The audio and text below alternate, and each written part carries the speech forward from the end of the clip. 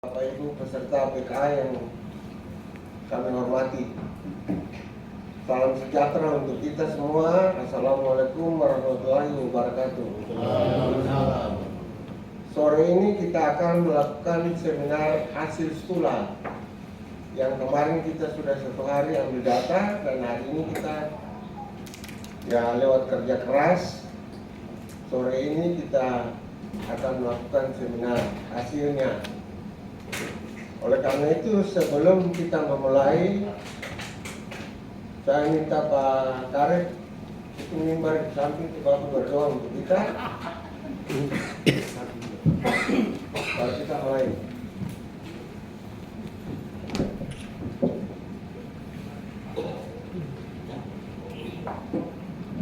Pimpinan sidang dan seluruh undangan dan peserta yang hadir pada sore hari ini, sebelum kita Tidak ada undangan. artinya panitia, mari kita satu dalam doa. Bapa di surga, Bapa yang kami sapa dan kami sembah di dalam nama Tuhan kami Yesus Kristus,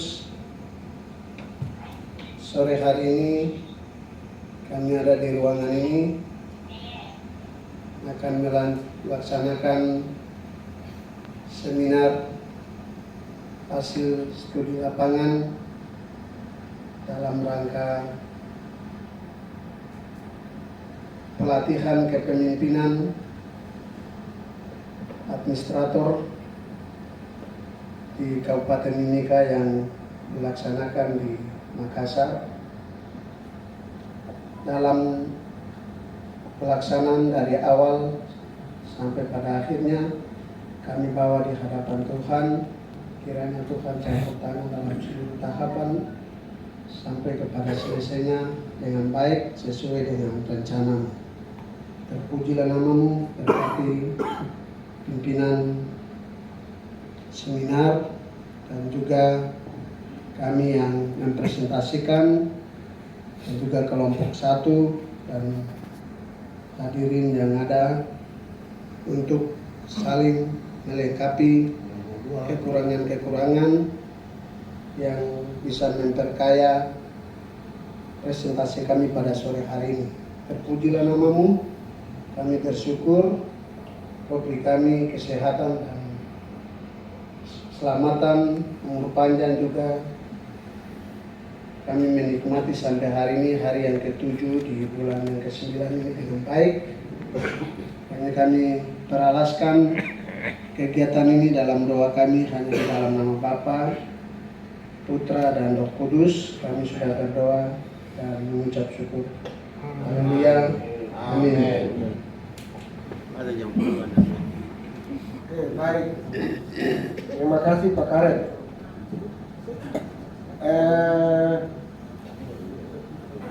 Bapak Ibu, jadi teknisnya nanti saya moderator, Ibu Lisa sebagai narasumber, karena ini kelompok 2, kelompok yang Ibu dampingi.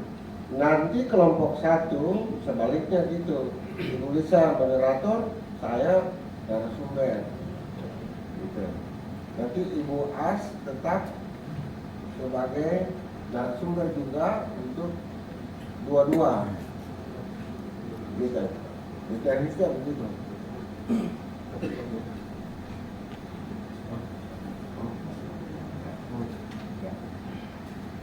Baik, Bapak Ibu para peserta sekalian, sebelum kita mulai dengan seminar, saya akan baca tata tertib singkat terkait dengan jalannya seminar laporan hasil studi lapangan PKA Angkatan 3 di Kota Makassar. Yang pertama, setiap anggota kelompok akan mengambil tempat sesuai dengan posisi yang sudah disiapkan. Sebentar ketika kelompok 1 mempresentasikan, maka anggota kelompok lain juga akan mengambil tempat di sisi sebelah kiri saya. Yang berikut, setiap kelompok menyiapkan 1 orang penyaji. Lalu moderator akan secara bergantian, saya dan Pak Steve akan mengambil alih proses berjalannya dari presentasi tiap kelompok. Kemudian waktu seminar setiap kelompok adalah 45 menit dengan rincian. 15 menit adalah penyajian. Kemudian tanya jawab dari para peserta seminar itu 15 menit. Lalu 15 menit sisa adalah komentar dari Ibu Asisten selaku narasumber dan juga kami, saya dan Pak Stef selaku narasumber 15 menit. Sehingga total maksimal waktu yang kita butuhkan untuk tiap kelompok adalah 45 menit. Dengan demikian jika kita konsisten 1,5 jam kita bisa selesai. Itu adalah waktu maksimal. Tapi jika waktu yang diberikan dan kita lakukan lebih cepat itu juga dimungkinkan. Tapi kita tidak berharap lebih dari waktu yang kita sudah tentukan. Bisa Bapak Ibu? Ibu Asisten 3 sebagai narasumber, juga Ibu Lisa sebagai narasumber, juga pemimpin kami, dan kepada Pak Stef sebagai moderator, teman-teman di kelompok 2, juga teman-teman dari kelompok 1 yang akan memberikan masukan kepada hasil studi lapangan di kelompok kami. Kami akan memperkenalkan anggota kami, Dr. Andus Manto Ginting MSc sebagai ketua, saya sendiri, Arianus Katagami SPT sekretaris, silakan berdiri. Ketiga, Bapak Leonard Karet SE MSc sebagai bendahara, Bapak Raymond Tanser Esos, Bapak Rahman SE, berdiri. Ketua yang bilang itu berdiri. Ya, Rahman SE. Ya, Bapak Yohanes Sugumo Esos, Bapak Enalbertus Piri SSTP, Bapak Manase Omale SIP, Bapak Rikan Nelson Wakum SEMH, Bapak Dedi Dahudi Tokuma SEMSI, Bapak Julius Katagami SE, Bapak Naftali Edwin Hanoibi SE, Bapak Yanus Lokobal Esos, dan Bapak Hasan Kemong SIP. Ya. Dan yang terakhir Bapak Tobias Yawarne SIP. Untuk memaparkan hasil kita, kami silakan Pak Sekretaris. Baik, terima kasih. Ya, kita langsung saja masuk. Latar belakang, Kecamatan Makassar merupakan salah satu wilayah di Kota Makassar yang terletak di sebelah timur Kota Makassar dengan luas wilayah kurang lebih 2,52 km persegi, dibagi menjadi 14 kelurahan dengan total batas wilayah sebagai berikut. Sebelah utara berbatasan dengan Bontoala, ya Bontoala ya namanya itu. Kemudian sebelah selatan perbatasan dengan Kecamatan Rapotining dan Kecamatan Mamanjang. Sebelah timur perbatasan dengan Kecamatan Manakukan. Sebelah barat perbatasan dengan Kecamatan Ujung Pandang. Lanjut, nah ini petanya. Peta tadi pemetaan perbatasan. Ya lanjut. Visi dan misi Kecamatan Makassar, Kota Makassar. Isinya adalah terwujudnya pelayanan umum pemerintahan yang aman dan responsif. Isinya itu satu, tidak tulis jadi tidak apa-apa, itu satu, meningkatkan pelayanan prima kecamatan terhadap seluruh lapisan masyarakat. Dua, itu mendorong peningkatan kualitas sumber daya manusia, aparat, peran serta pembinaan masyarakat. Yang ketiga adalah mengkoordinasikan penyelenggaraan pembinaan ideologi negara dan kesatuan bangsa.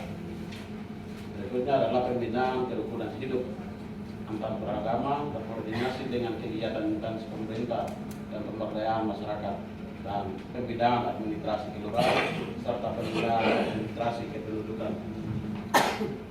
Kemudian mengkoordinasikan pemeliharaan sarana dan prasarana umum, terus meningkatkan penyelenggaraan pengembangan perekonomian wilayah, kecamatan dan kelurahan, mengkoordinasikan penyelenggaraan pembinaan, ketentraman dan ketertiban umum serta masyarakat, kemudian penerapan penegakan peraturan. Ya, ini adalah struktur organisasi kecamatan. Ya, kurang lebih seperti ini. Bisa dilihat baru kembali. Ya. Masih kosong komisi. Ya, ada yang kosong itu karena memang pejabatnya sudah belum terisi karena kekurangan pegawai. Ya, jadi kebanyakan itu honorer yang lebih banyak daripada PNS. Jadi PNS itu kurang lebih 15 orang yang terbagi di dalam 4 kelurahan dengan 1 kecamatan di Kecamatan Makassar. Ini adalah inovasi pelayanan. Satu itu adalah Warrom. Warrom itu Warrom itu pasca COVID, jadi kemarin itu mereka pakai aplikasi ini untuk melihat semua UMKM dan penyebaran COVID, semua itu mereka kontrol hari ini. Ini adalah salah satu aplikasi yang memang mereka sudah terapkan. Ini salah satu ruangan kepala desa penjelasan dari kemarin bahwa saat COVID itu apakah penerapan protokol kesehatan itu mereka laksanakan atau tidak. Jadi langsung pantau dari ruangan. Jadi kepala desa dia tahu, atau camat dia tahu apa yang terjadi di sana. Jadi dia tidak bisa dibohongi lagi dengan penerapan ini. Ya, lanjut. Sebenarnya ada dasar hukum yang Perda Kota Makassar nomor 11 tahun 2011 itu mereka itu tentang kebersihan kota. Jadi di dalam Perwali nomor 56 yang ada ini tahun 2015 itu mereka buat Perwali untuk memperjelas lebih terperinci tentang retribusi sampah. Jadi sebenarnya ini ya kabur, kalau tulisan jelas bisa dilihat, tapi iya, ini adalah pungutan-pungutan yang diterima dari jadi dari pengelolaan inilah yang ada mungkin retribusi tadi itu dengan faktor kebersihan mulai dari RW sampai lorong. Jadi kebersihan ini, jadi difungsikan ada beberapa alat yang kita bisa lihat. Ya, lanjut. Ini adalah Longwis. Itu adalah lorong wisata yang mereka kembangkan. Sebelumnya itu kampung-kampung atau lorong-lorong itu kumuh, terjadi kekerasan dan berbagai macam hal yang sering kita diistilahkan dengan hal-hal negatif yang sering muncul di lorong-lorong itu. Tapi dengan mindset yang mereka yakinkan kepada masyarakat sehingga berubah dari awalnya kumuh, awalnya terjadi tempat-tempat kerawanan, keamanan tidak jamin, itu sudah bisa.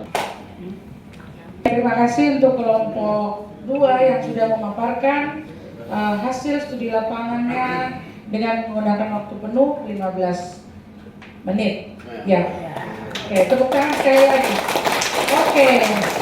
Jadi ternyata kami 2 salah. Yang harus jadi moderator adalah saya, karena saya adalah pendampingnya kelompok 2. Nanti yang komentari adalah Pastor. Nanti yang berikutnya saya yang mengomentari kelompok 1. Baik, kita masuk kepada sesi berikutnya adalah sesi tanya jawab. Untuk itu saya persilakan kepada Bapak Ibu peserta yang ada di depan, terutama untuk teman-teman kelompok 1 untuk bertanya terkait apa yang sudah disampaikan oleh kelompok 2 ataupun memberikan masukan dan saran terkait dengan laporan yang mereka sudah kerjakan. Silakan kelompok 1. Oke, silakan tolong bantuan ini.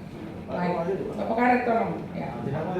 Ya, kelompok 2 silakan dicatat dan. Baik, terima kasih. Silakan. Izin Ibu Asisten. Sebutkan nama. Nama Bapak siapa? Kami dari kelompok 1, nama saya Anton Tangkelayu. Tadi saya lihat menarik sekali tentang paparan teman-teman dari kelompok 1. Kelompok 2. Kelompok 2. Ya. Kelompok 2. Tadi ada yang dibilang yang perlu kita adopsi tentunya banyak.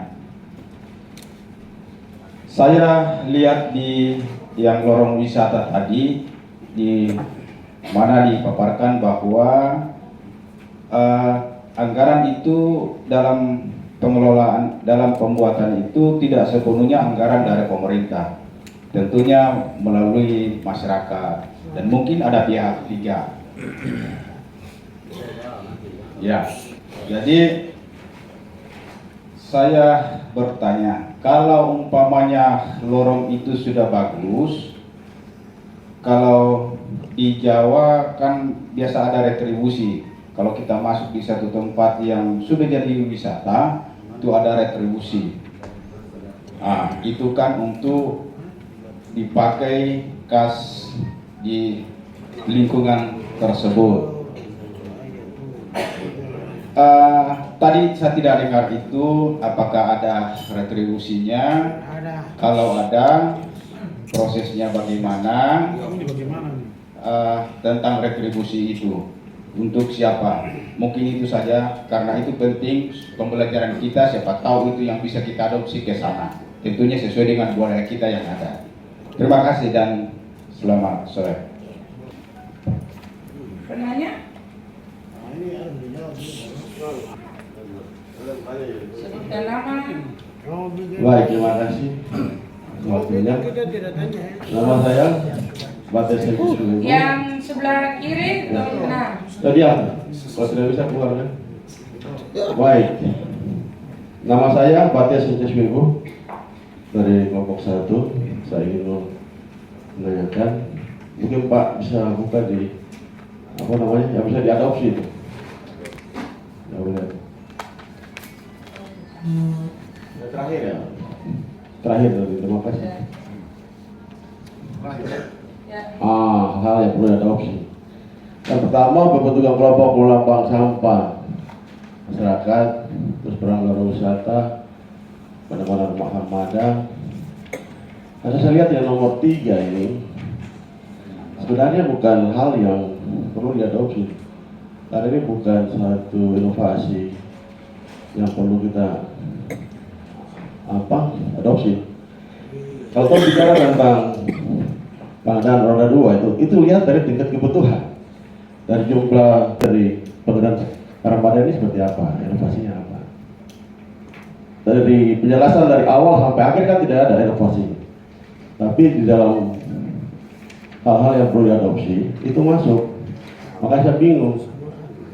Di daerah manapun juga, kalau di kelurahan, kalau dia mau pengadaan roda 2, kan lihat dari jumlah masyarakat penduduk dan jumlah volume, itu aja kok.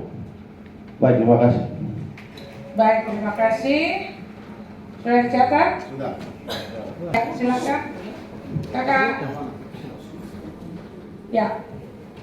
Nanti setelah ini baru dijawab oleh teman-teman kelompok 2. Baik, selamat sore menjelang malam. Sebutkan nama. Nama saya Julianus Pinimet. Yang saya mau sampaikan di sini menyangkut lorong wisata. Itu di sini menjelaskan masalahnya adalah belum adanya anggaran dari OPD. Kemudian sementara kegiatan ini kalau saya tidak salah, Longbis ini sudah berada di sekitar 1096 titik. Kemudian kalau Longbis ini sudah berjalan cukup banyak begini, apa ini betul buah pikiran dan kerjasama gotong royong sendiri ya di masyarakat lewat kelurahan? Mungkin ini bisa dipertajam lagi penjelasannya. Terima kasih. Baik, terima kasih Bapak.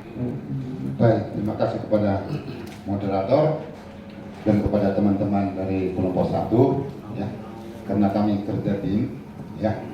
Jadi silakan ya Bapak Dedi ya bisa menjawab tadi sehubungan nanti di pertanyaan untuk ya dari Pak Camat kemarin penjelasannya berhubungan dengan yang logis yang tidak ada anggaran, lalu kebutuhan roda 3 itu bukan inovasi ya bukan inovasi ya, kebetulan dia yang mengadopsi dan itu kan beliau di sana di biru yang hampir bersama, sehingga tepat sasaran. Silakan. Bapak narasumber, Bapak Ibu peserta dari kelompok 1, Bapak-bapak semua ya. Ya, kelompok 2. Saya mengucapkan banyak terima kasih dan apresiasi kepada kelompok 2 yang sudah menyelesaikan laporan stula yang mana hari kemarin sampai hari ini dapat diselesaikan dan diseminarkan di sore hari ini. Terima kasih atas kerjasamanya dan sebagai masukan apa yang Bapak sudah lihat di lapangan dalam membuat laporan ini adalah untuk kita membawa pulang dan kita bisa terapkan di dalam kegiatan kita ke depan.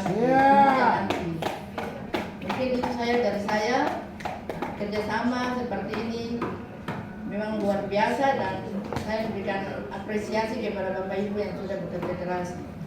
Terima kasih. Baik, terima kasih untuk apa yang sudah disampaikan oleh Ibu Stef. Selanjutnya saya memberikan kesempatan kepada Bapak Stef untuk mengkritisi laporannya. Mengkritisi ya. Kenapa Bapak Stef? Terima kasih. Karena nanti saya dengan itu yang tanda tangan. Oke, baik. Kelompok 2, terima kasih atas kerja kerasnya. Yang pertama, masalah penulisan dulu. Kalau Bapak Ibu lihat dari halaman 20, ini saya lihat dari mana? 20 ke 26, 25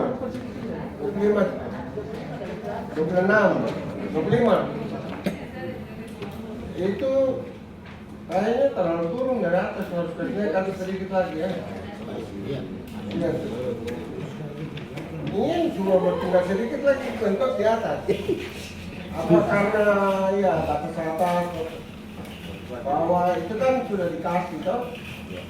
Kirinya itu 3, dari atas juga 3, bawah 3, kanan 4. Sudah waktu ini.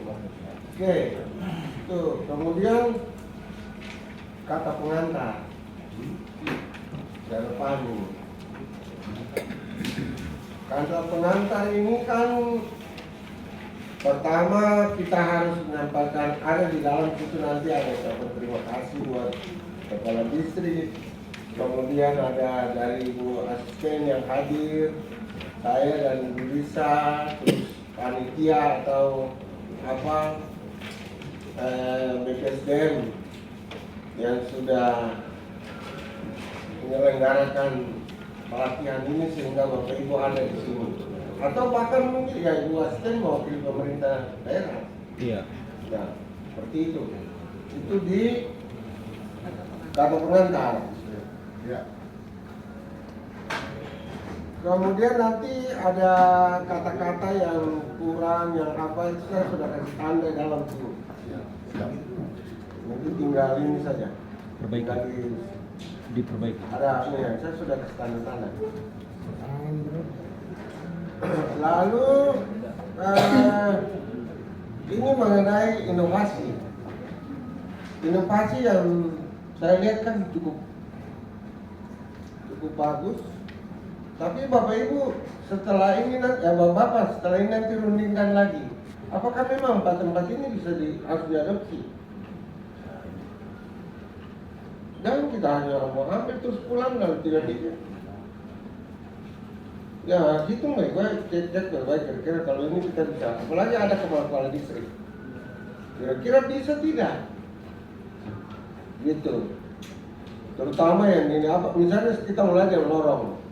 Nah, coba lorong bisa tidak? Kita harus ini bagus, tapi kita ukur kemampuan kita. Gitu. Kemudian nanti ada tadi saya lewat di mana tadi tuh? Dasar tadi ya, dasar hukum kan? Iya.